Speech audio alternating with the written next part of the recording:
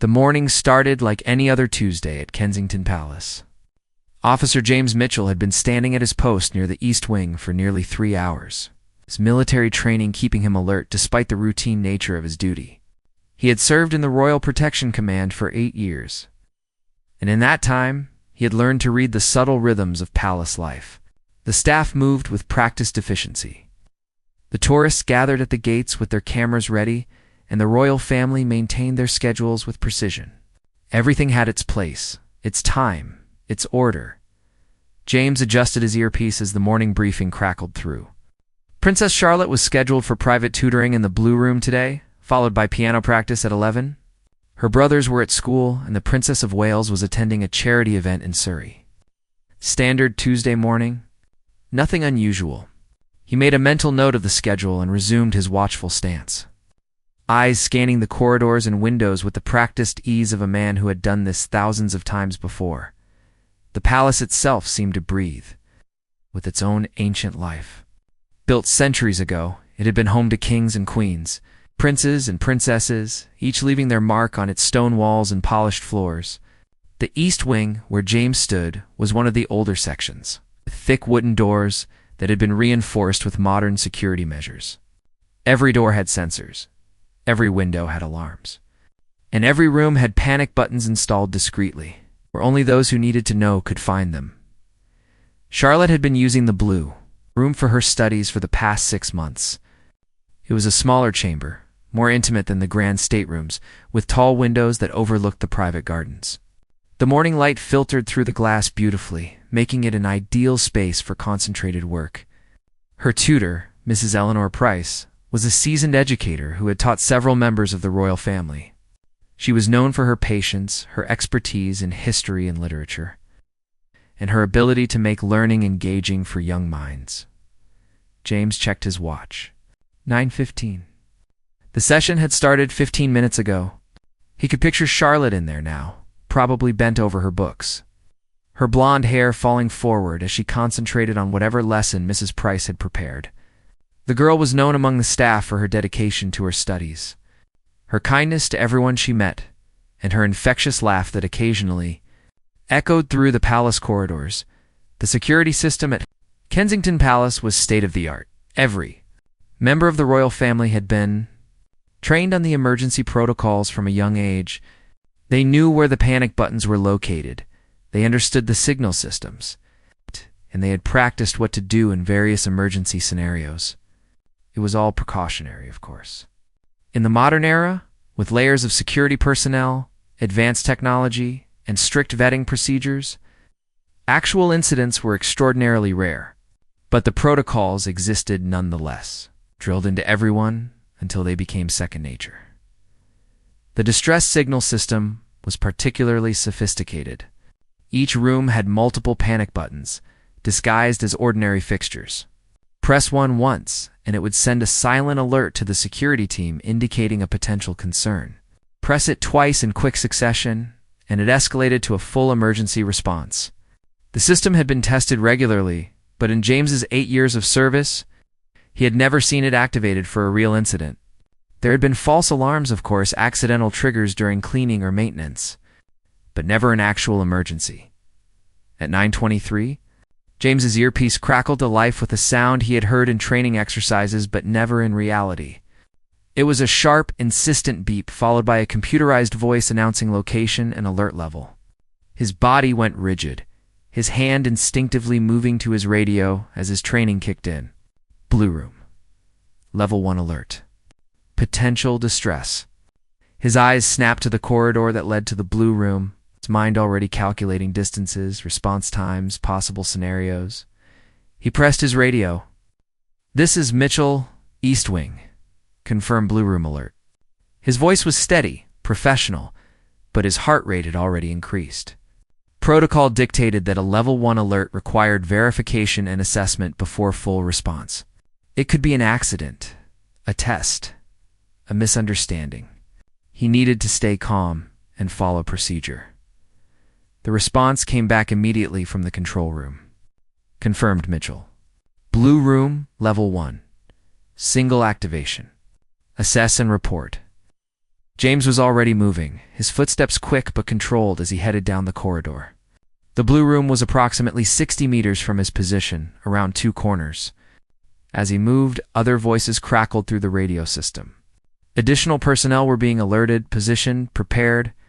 The palace security apparatus was smoothly shifting into alert mode. Like a sleeping giant opening one eye, James reached the first corner and turned, his hand resting on his radio. The corridor ahead was empty, quiet. No sounds of struggle, no raised voices, nothing out of the ordinary. That was good. That suggested the alert might indeed be accidental. He slowed his pace slightly, not wanting to burst into a tutoring session and alarm a young princess over what might be nothing. But his senses remained heightened, alert to anything unusual. The second corner brought him within sight of the Blue Room door. It was closed, which was normal. The heavy oak door with its brass handle looked exactly as it always did. James approached carefully, listening. He could hear nothing from inside, which gave him pause. Usually, during tutoring sessions, there would be some sound voices discussing lessons. The rustle of papers, the scrape of a chair. The silence was notable. He reached for the door handle and paused, his other hand keying his radio. Mitchell at Blue Room door. No audible disturbance. Preparing to make contact. He waited for acknowledgement, received it, then knocked firmly on the door. Mrs. Price? Princess Charlotte. This is Officer Mitchell. I need to verify everything as well. His voice was loud enough to be heard clearly inside, but maintained a professional, calm tone. No need to cause alarm if everything was fine. No response came. James frowned and knocked again, louder this time. Mrs. Price, I need you to respond, please. This is a security check. Still nothing. The silence felt heavy now, wrong. His training told him that innocent explanations existed. Perhaps they had stepped out to the attached powder room. Maybe they were in a part of the room where they couldn't hear him clearly. But his instincts were telling him something different. He tried the door handle. It turned smoothly, and he pushed gently. The door didn't move. It was locked from the inside. That made his frown deepen. The Blue Room door could be locked, but it rarely was during scheduled activities. There was no reason for it to be locked during a tutoring session. James felt the first real spike of concern cut through his professional calm. Control, Mitchell. Blue Room door is locked from inside. No response to verbal contact. Requesting guidance. Kept his voice low now, not wanting to be overheard if someone was indeed inside and there was a reason for the silence in the locked door. The response came back after a brief pause, during which James could picture the security team reviewing protocols and procedures. Mitchell, maintain position. Additional units en route. Do not breach without level 2 escalation. James acknowledged and stepped back from the door slightly, positioning himself where he could watch both the door and the corridor approaches. His mind was racing through possibilities. Medical emergency. Mrs. Price could have had a heart attack or stroke, and Charlotte might have locked the door out of fear and confusion before pressing the panic button. Intruder? Unlikely, but not impossible. Someone could have been hidden in the room before the session started. Accident. Maybe Charlotte had locked the door for some innocent reason, and the panic button had been pressed by mistake. 30 seconds later, 2 more officers rounded the corner at a swift walk. James recognized Thompson and Garcia, both experienced members of the protection team. They quickly formed up, speaking in low tones as they assessed the situation. Thompson tried the door again, calling out identification and requesting response. Still nothing. Garcia moved to check the windows from the exterior angle, jogging back to report that the curtains were drawn and he couldn't see inside. Then, at 9:26, exactly 3 minutes after the first alert, James's earpiece erupted with the sound that turned his blood cold. The sharp beep came again, but this time it was followed by a different announcement. Blue Room, Level 2 alert. Double activation. Emergency response authorized. The second press of the panic button had just changed everything. This was no longer a possible false alarm or minor incident requiring verification. This was a confirmed emergency distress signal from a 9-year-old princess locked in a room with no response to security contact. James didn't hesitate. Neither did Thompson. or Garcia. All three men moved simultaneously, their training taking over. Breach authorization confirmed. Thompson barked into his radio. Blue room, immediate entry. James pulled out the master's security override device that every senior officer carried. It was designed to unlock any door in the palace within seconds, bypassing mechanical locks and electronic systems alike. But as James pressed the device against the door's lock mechanism and activated it, nothing happened. The door remained firmly locked. He tried again, adjusting the position, checking the device display. It showed an error message. The electronic lock wasn't responding. Thompson swore under his breath and immediately tried his own device. Same result. The door was locked by something more than just the standard mechanism. Garcia was already on his radio. Control, electronic override failure on blue room door. Door appears to be mechanically secured from inside. Requesting sledge authorization? The response was immediate and unequivocal. Authorization granted. All necessary force approved. Extract Princess immediately. 2 more officers arrived carrying emergency equipment. One had a tactical sledgehammer designed specifically for breaching reinforced doors. The other carried a medical kit and communication equipment. Thompson took the sledgehammer, weighing it in his hands as he assessed the door. These old palace doors were built solidly, with thick oak and reinforced frames. Breaking through wasn't going to be quick or quiet, but there was no choice now. Clear positions, Thompson called out. The other officers stepped back, giving him room. James positioned himself to rush through the moment the door gave way. His mind focused on one thing only: getting to Princess Charlotte. Whatever was happening inside that room, whatever had caused her to press that panic button twice, whatever was keeping her and her tutor silent and unreachable, was about to face the full response of the Royal Protection Command. Thompson raised the sledgehammer. The first blow struck the door just beside the lock mechanism with a thunderous crash that echoed through the corridor. The door shuddered but held.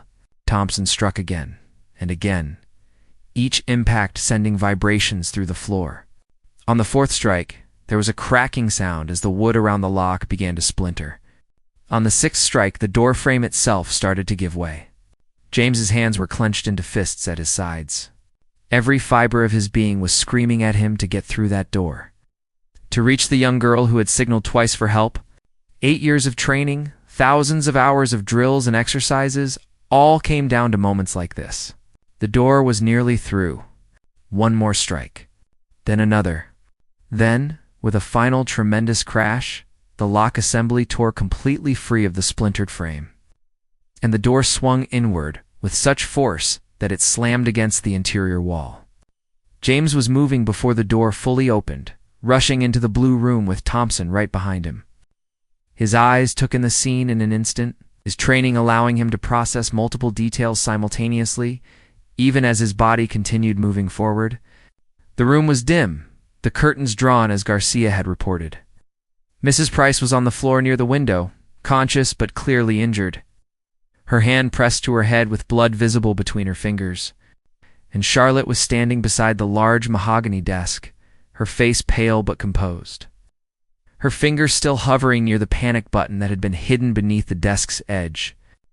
Standing between Charlotte and the door, his back now turned to the rushing officers, was a man none of them had ever seen before. He was dressed in maintenance coveralls that looked authentic enough, but his posture was all wrong. He had been moving toward Charlotte when the door crashed open. Now he spun to face the officers with an expression of shock and calculation. His hand moved toward his pocket, and that was all the provocation James needed. Within 2 seconds, James had closed the distance, his training taking over completely. The man's hand never reached whatever was in his pocket. James struck him in the solar plexus with perfect precision, driving the air from his lungs and dropping him to his knees. Thompson was there immediately after, securing the man's arms and forcing him face down onto the antique carpet while Garcia swept past to check on Mrs. Price and Charlotte. Charlotte remained standing by the desk, her small frame rigid with the control she was exerting over herself. Her eyes were wide, but dry, no tears falling despite the obvious terror she had just experienced. Garcia approached her carefully, his movements slow and deliberate, his voice gentle as he spoke. Your Royal Highness, you're safe now. Can you tell me if you're hurt anywhere? Charlotte shook her head slightly, her gaze moving from the man now being restrained on the floor to the officers who had just saved her. Mrs. Price is bleeding, Charlotte said, her voice remarkably steady for a 9-year-old who had just lived through what must have been a terrifying ordeal. He hit her when she tried to stop him.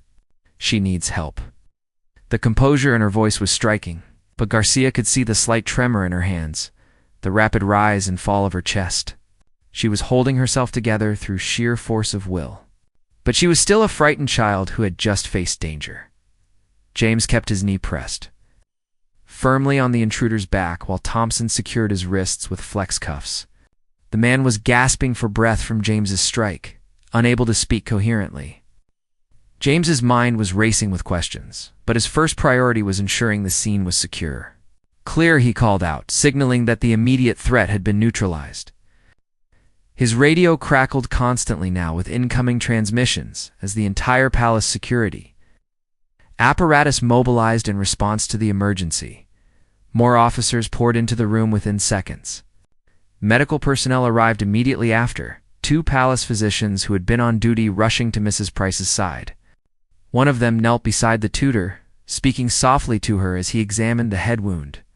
It looked worse than it was, as head wounds often did, but it still required immediate attention. Mrs. Price was conscious and coherent, which was a good sign, but she would need to be transported to the hospital for proper evaluation and treatment. Garcia gently guided Charlotte away from the desk, putting distance between her and the intruder. "Let's step over here, Your Highness," he said softly. "The doctors need room to work." Charlotte allowed herself to be led to the far side of the room, near the windows. But she kept glancing back at Mrs. Price with obvious concern. Another officer opened the curtains, letting natural light flood the room. And the sudden brightness seemed to bring a sense of normalcy back to the space. Senior protection. Officer Sarah Chen arrived and immediately took command of the scene. She had 20 years of experience in royal protection and had served in some of the most challenging security environments in the world. Before being assigned to Kensington Palace, her presence brought immediate order to what could have become a chaotic situation. She quickly assessed Charlotte and Mrs. Price, confirmed that the intruder was secured, and began organizing the response. "Mitchell Thompson. Get him to the holding room," Sarah ordered, gesturing to the man on the floor. "Full search. Nothing removed from his person until detectives arrive. Garcia, I want statements from everyone who responded. Cordero, secure this room. Nothing gets touched until forensics processes it." Officers snapped into action, each knowing their role. James and Thompson hauled the intruder to his feet and marched him out of the blue room, down the corridor toward the security office where he would be held for police interrogation. Sarah turned her attention to Charlotte, kneeling down to bring herself to the girl's eye level. "Your Royal Highness, you did exactly the right thing," she said, her voice warm but professional. "The panic button is there for exactly this kind of situation, and you used it perfectly. You were very brave." Charlotte's composed facade finally cracked slightly, her lower lip trembling for just a moment before she regained control. "I was scared," Charlotte admitted quietly. "But I remembered what you all taught us. Press once if something's wrong. Press twice if it's an emergency. I pressed once when he first came in and started acting strange. I pressed twice when he hit Mrs. Price." Her voice remained steady, but her hands were clasped tightly together. Sarah nodded approvingly, pressed by the girl's recall and presence of mind. Under pressure. The palace physician finished his initial assessment of Mrs. Price and looked up at Sarah. "She's stable. Concussion likely, and she needs stitches, but nothing life-threatening. We should transport her to St. Mary's for full evaluation." Sarah nodded and gestured for the medical team to proceed. 2 paramedics who had just arrived with a stretcher began carefully preparing Mrs. Price for transport. The tutor reached out weakly toward Charlotte as they moved her. "I'm so sorry, Your Highness," Mrs. Price said, her voice thick with emotion and pain. "I should have protected you better." Charlotte moved forward, gently touching her tutor's hand. "You were brilliant, Mrs. Price. You tried to stop him. You're the brave one." The exchange brought tears to several of the officers' eyes, but they maintained their professional composure. The bond between Charlotte and her tutor was evident. The fact that both had survived this incident relatively unharmed felt like a small miracle. As Mrs. Price was wheeled out on the stretcher, Sarah's radio crackled with news that the Princess of Wales had been notified and was returning immediately to the palace. The Duchess had been 30 minutes into her charity event when the alert reached her protection team. Protocol required that parents be notified immediately of any incident involving their children. And Kate had reportedly left the event within 60 seconds of receiving word. Her face pale, but composed as she was rushed to her waiting vehicle. Sarah knew she had perhaps 10 minutes before the Princess of Wales arrived. And she needed to ensure Charlotte was as comfortable and settled as possible before her mother got there. "Your Royal Highness, would you like to sit down?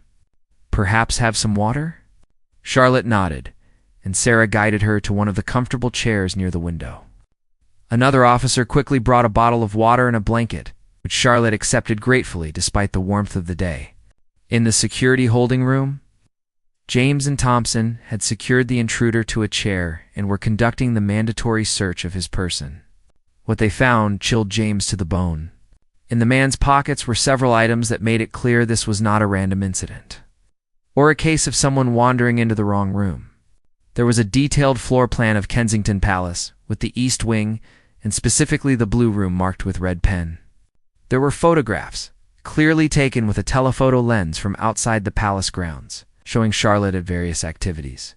And there was a small notebook filled with handwritten notes detailing the princess's schedule, routines, and habits with disturbing accuracy. "Get Detective Inspector Morrison on the line immediately," Thompson said grimly, photographing each item with his phone before carefully bagging it as evidence. This wasn't opportunistic. This was planned. James felt a wave of cold anger wash over him. Someone had been watching Princess Charlotte, studying her patterns, waiting for an opportunity. The fact that he had somehow breached palace security with such detailed preparation suggested either inside help or a serious flaw in the security systems.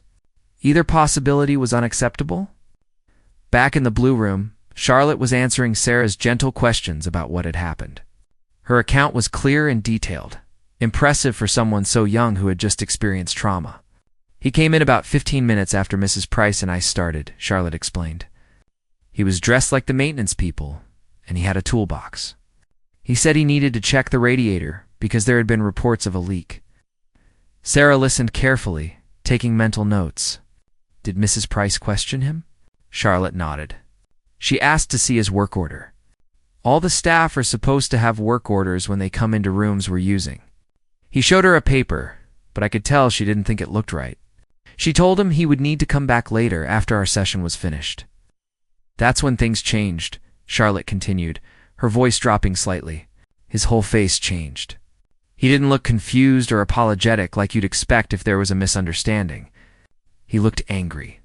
He put down his toolbox and moved toward me. Mrs. Price stepped between us and told him he needed to leave immediately or she would call security. That's when I pressed the panic button the first time. I was behind the desk, and I reached under and found it, just like we practiced. Sarah felt a deep respect for this young girl who had kept her head in such a frightening situation. "You did exactly right." "In the second press?" Charlotte's face tightened at the memory. He pushed Mrs. Price. She fell and hit her head on the corner of that table. She pointed to a side table near the window, where a dark stain now marked where Mrs. Price had fallen.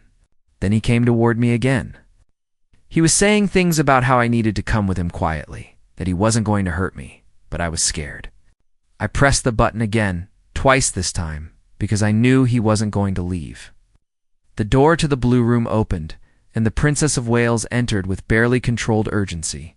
Her face was composed but pale, her eyes immediately seeking out her daughter. "Charlotte?" she said, her voice catching slightly. Charlotte stood up from her chair and walked steadily across the room into her mother's arms. Kate held her tightly, one hand cradling the back of Charlotte's head, her eyes closing briefly in relief and gratitude that her daughter was safe. Sarah stepped back to give them space, but remained close enough to provide information if needed. Kate looked at her over Charlotte's shoulder, and Sarah gave her a small nod and a reassuring look. "She's physically unharmed, ma'am." And she was extraordinarily brave. The protocols worked exactly as designed. Kate nodded, tears finally escaping and running down her cheeks as she held her daughter close. After a long moment, Kate pulled back slightly to look at Charlotte's face, her hands gently checking her daughter for any signs of injury despite Sarah's assurance. "Are you sure you're not hurt, sweetheart?" Charlotte shook her head. "I'm okay, Mummy. Just scared." But the guards came so quickly. Officer Mitchell smashed through the door. It was very loud. Ghost of a smile crossed her face at that last part, the resilience of childhood showing through, despite the trauma. Kate looked at Sarah with an expression of profound gratitude. "Thank you. Thank you for keeping her safe." Sarah inclined her head respectfully. "The thanks go to Princess Charlotte, ma'am. She remembered her training and used it perfectly. The distress signal allowed us to respond immediately. Without that, the situation could have been very different." Kate looked back at Charlotte with a mixture of pride and lingering fear. "I'm so proud of you, darling. So very proud." Detective Inspector Morrison arrived with a team of investigators from the Metropolitan Police within 20 minutes of the incident. As the senior detective responsible for handling major crimes involving the royal family, he had been immediately mobilized. He conferred briefly with Sarah and then requested permission to speak with Charlotte. Kate was hesitant, wanting to take her daughter away from the scene immediately, but Charlotte herself spoke up. "I want to tell them what happened, Mummy, so they can make sure he doesn't hurt anyone else." Her maturity and sense of responsibility impressed everyone in the room. Kate nodded slowly and remained at Charlotte's side as Morrison conducted a gentle but thorough interview. Charlotte recounted the entire incident again, this time with even more detail, describing the man's appearance, his exact words as she could remember them, and the sequence of events with remarkable precision. Morrison was experienced enough to recognize that, while Charlotte's account would be crucial evidence in whatever prosecution followed. "You've been incredibly helpful, Your Royal Highness. Thank you for being so brave and clear in telling us what happened." He turned to Kate. "With your permission, ma'am, we'll need to process this room thoroughly. It may take several hours, and we'll need formal statements from all involved parties, though that can wait until later today or tomorrow for Princess Charlotte." Kate nodded, her arm protectively around Charlotte's shoulders. "Of course, whatever you need. I just want to take her somewhere she can feel safe and rest now." Sarah stepped forward. "Ma'am, the private sitting room in the West Wing has been prepared for you. It's comfortable and secure. The family liaison team is standing by if you need anything." Kate thanked her and gently guided Charlotte toward the door. As they left the blue room, Charlotte paused and looked back. The room that had been her study space for months now looked different. The broken doorframe, the equipment scattered about, the forensics team already beginning their work. All of it transformed what had been a familiar, comfortable space into something else. James, who had returned from the holding room after securing the intruder, stood near the doorway and caught Charlotte's glance. She looked at him directly and said simply, "Thank you for breaking down the door, Officer Mitchell." James felt his throat tighten with emotion, but maintained his professional composure. "Just doing my job, Your Royal Highness. You made it easy by signaling so clearly." Charlotte managed a small smile at that, and then turned to leave with her mother. As they walked down the corridor, Kate's security detail closing in around them protectively, Sarah turned to James. With an expression of intense relief mixed with concern, the hours following the incident transformed Kensington Palace into a hive of intense activity. Every member of the security team, every staff member who had been on duty that morning, and every protocol in place was being examined with microscopic scrutiny. In the command center, a windowless room deep in the palace's secure section, monitors displayed feeds from every camera. Logs scrolled past showing every access point, and senior officers huddled around tables covered with documents and timelines. Detective Morrison had set up his operation in a conference room adjacent to the command center. His team had already begun the painstaking work of tracing how the intruder, identified through fingerprints as Marcus Webb, a 42-year-old man with no prior criminal record, had managed to breach what was supposed to be one of the most secure locations in the United Kingdom. The initial findings were disturbing in their implications. Webb had gained access to the palace grounds at 6:30 that morning, a full 3 hours before Charlotte's tutoring session began. He had entered through the service entrance using what appeared to be legitimate credentials for a maintenance contractor that regularly serviced the palace's heating and plumbing systems. The credentials had passed the initial security checks because they were genuine, issued to a real maintenance company. The problem was that Webb didn't work for that company and shouldn't have had access to those credentials. Someone gave them to him, Morrison said grimly as he briefed Sarah and the head of palace security, Commander David Walsh. The credentials are real, properly issued, with valid security clearances. But Webb's name isn't on the authorized personnel list for today. Either someone inside provided these to him, or he obtained them through the contractor and that company has serious security problems. Both possibilities meant vulnerabilities that needed to be closed immediately. Webb had moved through the palace with apparent knowledge of camera placements and patrol patterns.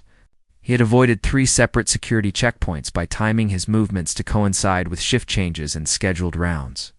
He had hidden in a maintenance closet on the 2nd floor for nearly an hour, waiting for the precise moment when Charlotte's tutoring session would begin and most attention would be focused elsewhere.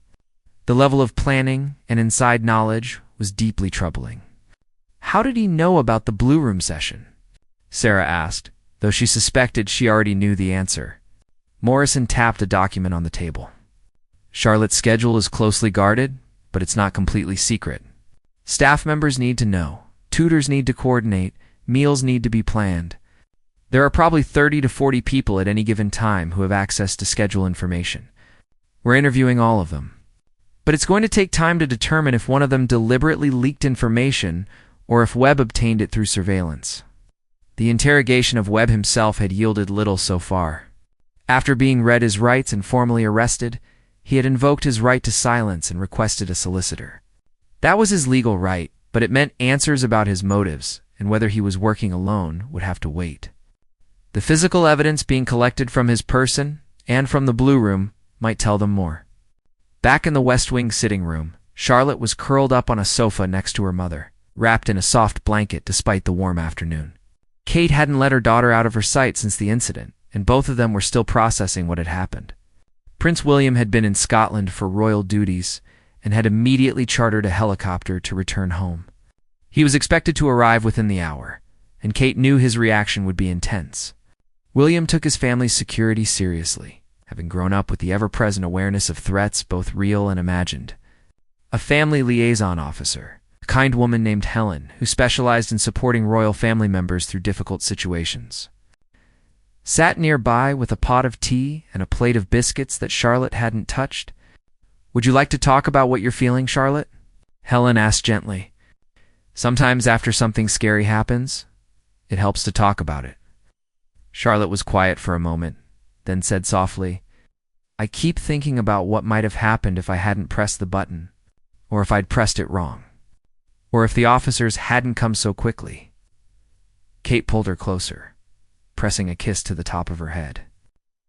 "But you did press it, and you pressed it exactly right, and the officers did come quickly. That's what matters. You were brilliant." "I was scared, though," Charlotte admitted, her voice small. "I didn't feel brave. I felt like I was going to cry or scream. But I remembered what you always say about being brave, that being brave doesn't mean not being scared. It means doing the right thing even when you are scared." Kate's eyes filled with tears again at hearing her own words reflected back by her daughter. "That's exactly right, sweetheart. And you did the right thing." Helen leaned forward slightly. "It's very normal to keep thinking about what might have happened. Our minds do that to try to process scary events. But I want you to remember something important. What did happen is that you kept yourself safe. You helped protect Mrs. Price. You trusted the security team to do their jobs. And they did. You're safe now, and that man can't hurt anyone."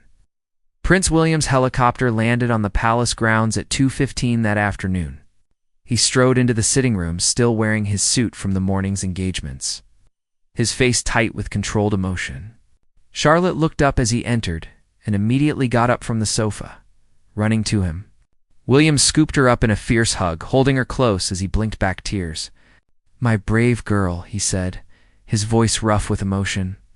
"My brave, brilliant girl." Kate stood and joined them, and for a long moment the three of them simply held each other, family finding comfort in physical closeness after a terrifying separation. Helen quietly excused herself to give them privacy. When they finally separated, William kept one hand on Charlotte's shoulder, as if needing to maintain physical contact to reassure himself.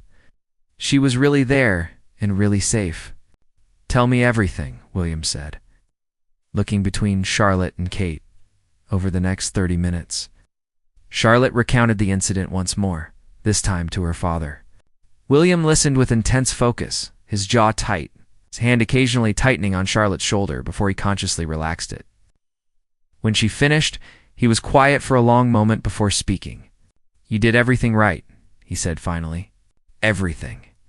You trusted your instincts when something felt wrong. You acted decisively when Mrs. Price was hurt. And you gave the security team the information they needed to help you. I'm so proud of you I can barely find the words." Charlotte leaned against him, some of the tension she'd been carrying finally easing. "Are you angry?" she asked quietly. William looked surprised. "Angry at you?" "Never, not even a little bit." Charlotte shook her head. "Not at me. Just angry." "You look angry?" William sighed and exchanged a glance with Kate. "I'm furious that someone got close enough to frighten you. I'm furious that the security that's supposed to keep you safe had vulnerabilities. But I'm not angry at you, sweetheart. Not at all." In the command center, Commander Walsh was conducting what would be the first of many security reviews. Every officer who had been on duty that morning was being interviewed. Every decision point, every protocol followed or not followed, every second of the timeline was being examined. Walsh was a career military officer with decades of experience in protection operations, and he knew that incidents like this, while rare, revealed weaknesses that needed to be addressed systematically and thoroughly. James Mitchell sat across from Walsh, walking him through his response step by step. The first alert came at 9:23. I was at my post in the East Wing corridor, approximately 60 meters from the Blue Room. I immediately confirmed the alert with control, then began moving toward the location. I arrived at the door at 9:24. I attempted verbal contact. No response. I found the door locked. I reported this to control at 9:25. Thompson and Garcia arrived within 30 seconds. The second alert came at 9:26. Walsh listened carefully, taking notes. Your response time from first alert to reaching the door was 60 seconds. That's within acceptable parameters. The door breach took approximately 90 seconds once authorization was given. Also within parameters, your actions once inside the room were appropriate and effective. I see no failures in your individual response, Mitchell. James nodded, but his expression remained troubled. Sir, with respect, the fact that he got that close to Princess Charlotte in the first place represents a massive failure, mine included. Your post was the East Wing corridor, not the Blue Room itself, Walsh pointed out. You couldn't have known someone was already in the room when you took up your position. The failure, if that's what we're calling it, was in allowing him access to the palace grounds and into that wing in the first place. That's a systemic issue, not an individual one. But James wasn't comforted. 8 years of flawless service, and on his watch a child he was sworn to protect had been threatened. That it had ended safely didn't erase the fact that it had happened at all. The investigation into the maintenance contractor revealed the first major break in understanding how Webb had obtained access. The company, Prestige Climate Control, had been servicing palace properties for 15 years with an excellent record. But a recently hired administrative employee had been selling access credentials on the dark web for the past 3 months. She had created duplicate credentials for several contractors, including the ones used by Webb, without any of the company's senior management knowing. She's been arrested, Morrison told Walsh during an evening briefing. Singing like a canary now that she knows she's facing serious charges.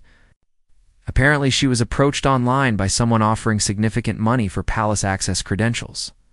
She was struggling financially, recently divorced, and made a catastrophically bad decision. She swears she had no idea what the credentials would be used for. Thought maybe theft or paparazzi access. Doesn't matter legally. She enabled a direct threat to a member of the royal family. Walsh's expression was grim. What about Webb's connections? Was he working alone or part of something larger? Morrison shook his head. Still working on that? His solicitor is being cooperative in exchange for consideration.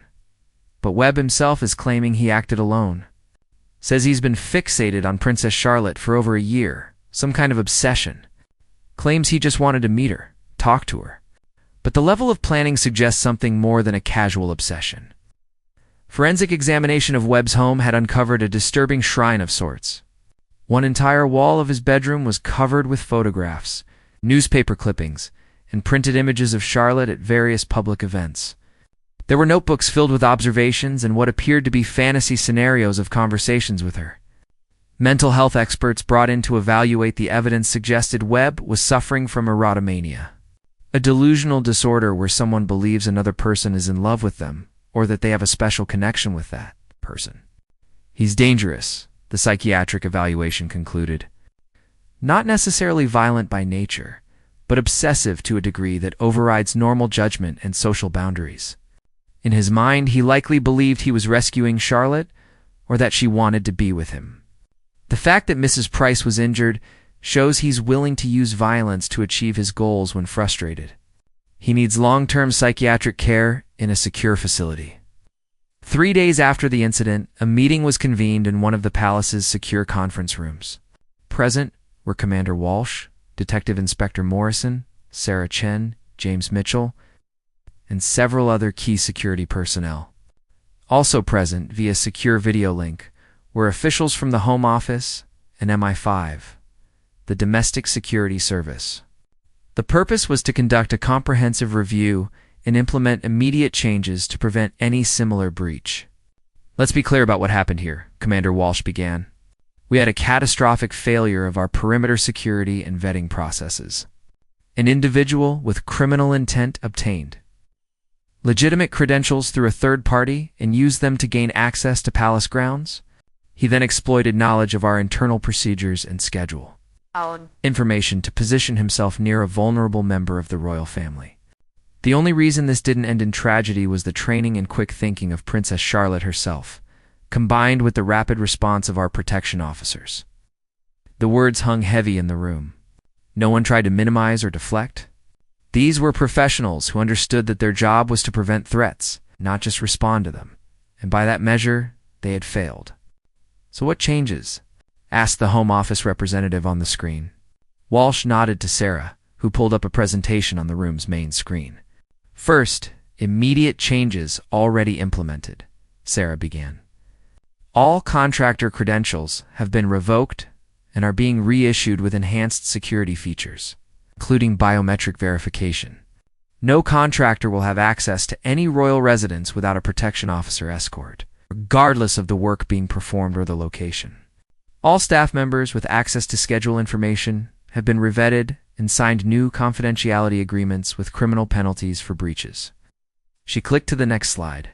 Second, structural changes in progress. We're installing additional panic buttons in every room regularly used by family members, including redundant systems that don't rely solely on electronic signals. We're implementing AI-enhanced camera monitoring that can flag unusual behavior patterns or individuals who don't match expected profiles for specific areas. And we're creating a rapid response team that will be positioned closer to family members during private activities. Third, training and protocol updates, Sarah continued. All family members, including the children, will undergo refresher training on security protocols. This incident showed that the training works when followed, so we're reinforcing it.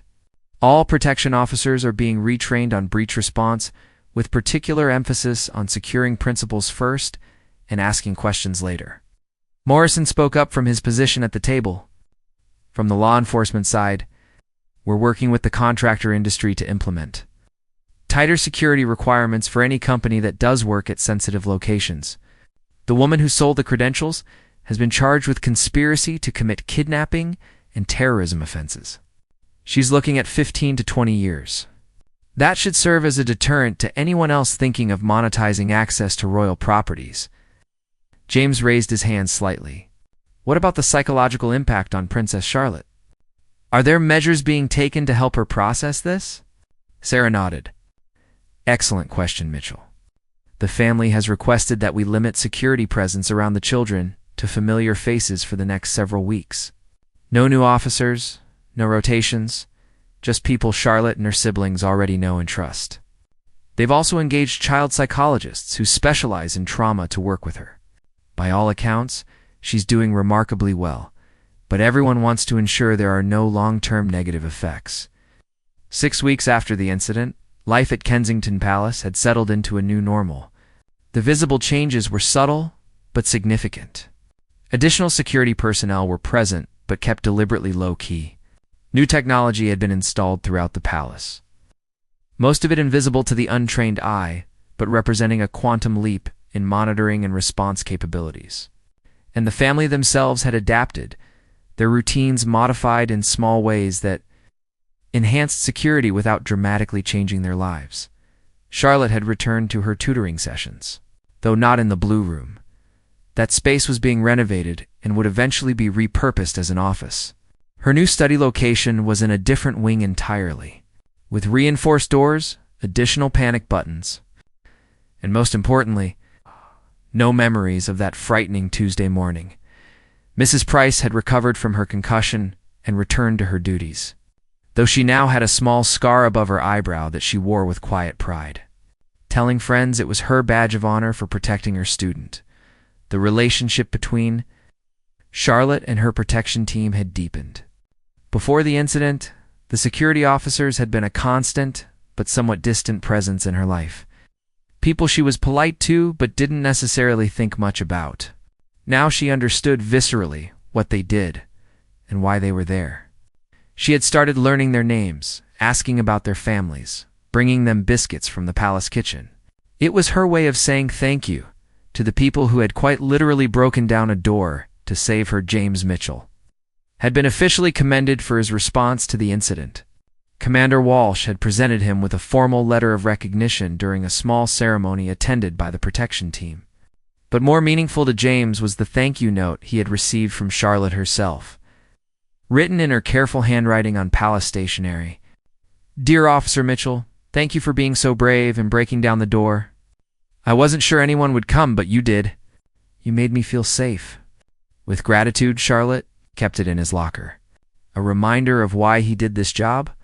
Marcus Webb had been formally charged with attempted kidnapping, assault causing bodily harm, and several terrorism-related offenses.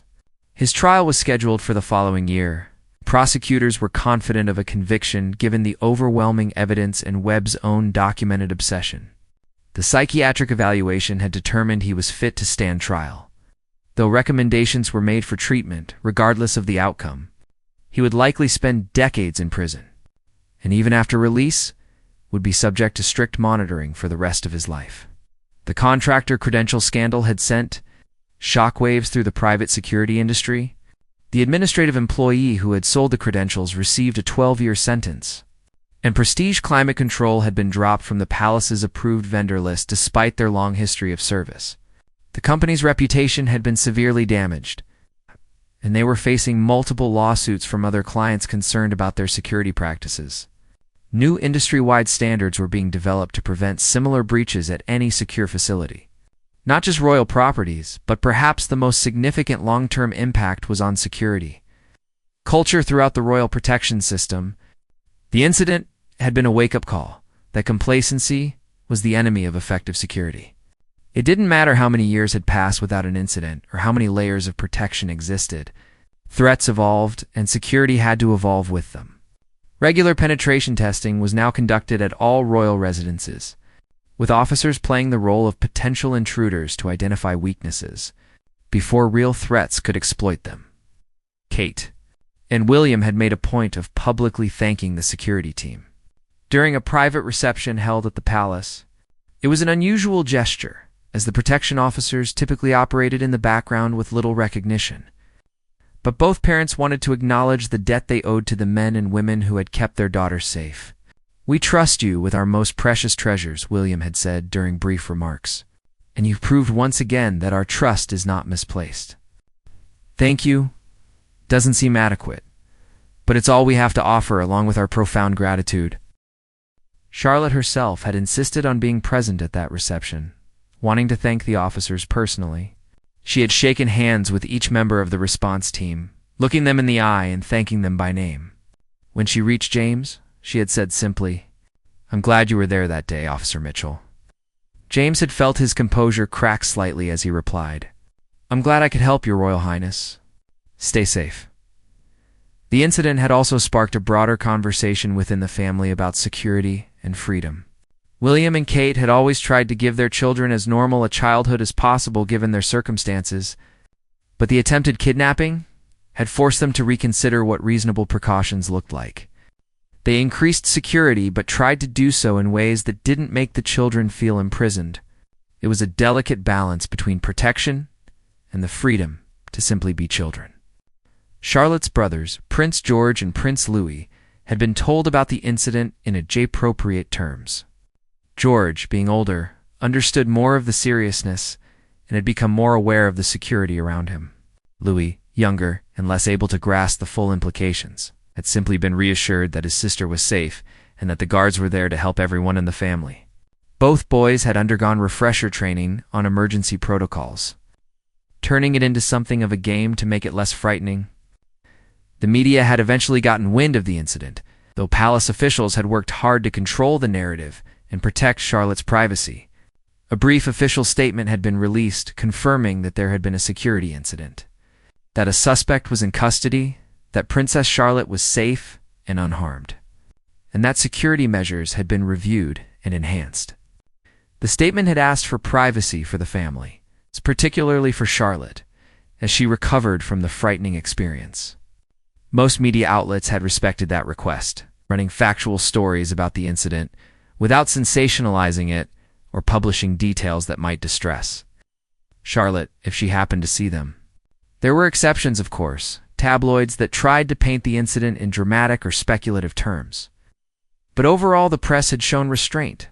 The public reaction had been one of sympathy for Charlotte and appreciation for the security team that had protected her. Sarah Chen had been promoted to Deputy Commander of Royal Protection in recognition of both her handling of the incident and her subsequent work in overhauling security protocols. She took the new role seriously, knowing that complacency was the greatest threat to effective security. She had instituted regular meetings where officers could raise concerns or suggest improvements without fear of criticism, creating a culture where security was everyone's responsibility and where continuous improvement was the expectation. 3 months after the incident, Charlotte attended her first public engagement since that Tuesday morning. It was a charity event for children with serious illnesses, something she had been looking forward to before the incident. Kate and William had asked her several times if she wanted to wait longer before returning to public duties. But Charlotte had been determined to go. "I don't want to let what happened change everything," she had told them. "The bad man is in jail. The guards are here. I want to do my job." The security presence at that event was noticeably heavier than usual, though efforts were made to keep it discreet. James was part of the detail, maintaining a closer position than he normally would have. He watched Charlotte interact with the children at the event, saw her smile and laugh and listen to their stories with genuine interest, and felt a profound sense of relief. She had been through something traumatic, but she hadn't let it break her spirit or define her. She was still herself, still the kind, engaged young girl she had been before, just perhaps a bit more aware of the realities of her position. At one point during the event, a loud crash from the kitchen startled everyone. Charlotte's head snapped around toward the sound, her body tensing before she visibly forced herself to relax. She took a deep breath, squared her shoulders, and turned back to the child she had been talking with, continuing the conversation as if nothing had happened. But James had seen that moment of fear, that flash of remembered trauma, and he felt a surge of protective determination. She was coping, she was healing, but she would carry this experience with her. His job was to ensure she never had to experience anything like it again. The investigation into how Webb had obtained such detailed information about Charlotte's schedule never found a single definitive source. It appeared he had pieced together information from multiple places: social media posts from staff members, patterns observed through long-term surveillance, information inadvertently shared by people who didn't realize they were talking to someone with ill intent. It was a reminder that in the age of social media and digital connectivity, security wasn't just about walls and guards. It was about information control, about operational security, about ensuring that even seemingly innocent details weren't shared where they could be collected and used by those with bad intentions. New protocols were implemented, requiring all palace staff to undergo training on information security. They were taught what could and couldn't be shared publicly, how to recognize social engineering attempts, and the importance of seemingly small details. Personal social media accounts were audited, not to restrict staff members' freedom of expression, but to ensure they weren't inadvertently compromising security. Some staff members bristled at the increased scrutiny, but most understood it was necessary given what had happened. Marcus Webb's trial, when it finally took place, lasted 3 weeks. The evidence against him was overwhelming, and his own delusional statements to psychiatrists had provided prosecutors with clear motive and intent. He was convicted on all charges and sentenced to 25 years in prison with a recommendation that he'd not be considered for parole until he had undergone extensive psychiatric treatment and been deemed no longer a threat. His solicitor had argued for a more lenient sentence, given his mental health issues. But the judge was unmoved, noting that whatever Webb's psychological state, he had carefully planned an attack on a child and had used violence against someone who tried to protect her. Charlotte was not required to testify at the trial, for which everyone was grateful. Her recorded police interview from the day of the incident was played for the jury, and even hardened court observers were moved by the composure and clarity of the 9-year-old girl describing her terrifying experience. Several jury members were seen wiping away tears as they listened to her account. When the guilty verdict was read, James, who had attended portions of the trial, felt a sense of closure. Justice had been served. A year after the incident, the Blue Room reopened after extensive renovation. It had been transformed into a comfortable lounge space for staff, a place where people could take breaks and relax. The heavy oak door that James had smashed through had been replaced with a modern one that included a large window, emergency releases on both sides, and hinges designed to fail safely if forced from outside. The panic button system had been completely redesigned and was now tested monthly. No one wanted that room to hold only memories of fear. Charlotte marked the anniversary quietly. She didn't talk about it much, but those close to her knew she thought about it. She had become more serious in some ways, more aware of the dangers that came with her position. But she had also become more confident, more self-assured. She had faced something terrifying and had come through it. She knew she was strong. She knew the people around her would protect her. And she knew that even when scared, she could do the right thing. On the actual anniversary day, Charlotte asked if she could visit the security office to thank the team again. It was an unusual request, but was immediately accommodated. She arrived with a large tin of homemade biscuits that she had helped the palace chef prepare. She went around the office handing out biscuits and thanking each officer personally. When she reached James, she paused. "I wanted you to know something, Officer Mitchell," she said seriously. "I used to think the security officers were just part of the background, like furniture or wallpaper, just there because you had to be. But now I know that's not true. You're here because you care about keeping us safe.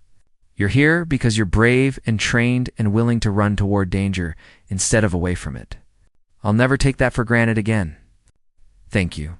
James felt his throat tighten with emotion, but managed to respond professionally. "Thank you, Your Royal Highness. That means a great deal to all of us. And if I may say so, you showed tremendous courage that day. You're an example to us all." Charlotte smiled, a genuine smile that reached her eyes, and moved on to the next officer. But James stood there for a moment, thinking about that frightened little girl who had pressed a panic button and trusted that someone would come. She had been right to trust. They had come. They always would. Commander Walsh watched the interaction from his office window overlooking the security center. He thought about that Tuesday morning a year ago, about how close they had come to tragedy, about how a series of small failures could have combined into catastrophe. But he also thought about how the system had ultimately worked. The training had been remembered. The protocols had been followed. The response had been swift and effective. And most importantly, the 9-year-old girl at the center of it all had kept her head and done exactly what she needed to do to stay safe. Security was never perfect. There would always be threats, always be people who wished harm to those in the public eye, always be vulnerabilities that needed to be identified and addressed. But the incident had made everyone sharper, more vigilant, more committed to the mission. In some ways, Walsh reflected that attempted kidnapping had made the royal family safer than they had been before. Everyone understood now that complacency was the enemy. Everyone understood that threats could come from unexpected directions. And everyone understood that every single person, from the youngest royal to the most junior guard, had a role to play in security. As evening fell over Kensington Palace, lights came on in windows throughout the historic building. The royal family went about their evening routines, children doing homework or playing games, the adults reviewing schedules and correspondence, and around them, seen and unseen, the protection team maintained their vigilant watch. James Mitchell stood at his post in the East Wing corridor, the same place he had been that Tuesday morning a year ago. But now there were additional officers, enhanced technology, improved protocols, and most importantly, there was the knowledge that, when tested, the system and the people who operated it had proven equal to the challenge. Charlotte walked past James on her way to the family's private quarters, returning from her piano lesson. She caught his eye and gave him a small smile and a nod. He returned both with a subtle bow of his head. It was a brief interaction, lasting only seconds, but it represented something profound. It was acknowledgement, recognition, and mutual respect between a young princess and the guard who had broken down a door to save her. No words were needed. Both understood the bond that had been forged in those terrifying moments and would last a lifetime. The next morning would bring new routines, new duties, new challenges. But it would also bring the confidence that came from having faced the worst and survived. Charlotte would continue growing up in the public eye, balancing the privileges and responsibilities of her position. James and his fellow officers would continue their quiet, dedicated work of keeping her and her family safe. And everyone involved would carry forward the lessons learned from that day when a hidden distress signal had triggered twice. When a locked door had been smashed open, and when training courage and quick thinking had combined to prevent tragedy. The story would be told and retold in security training sessions for years to come, not as a tale of failure, but as an example of how preparation, vigilance, and decisive action could save lives when it mattered most.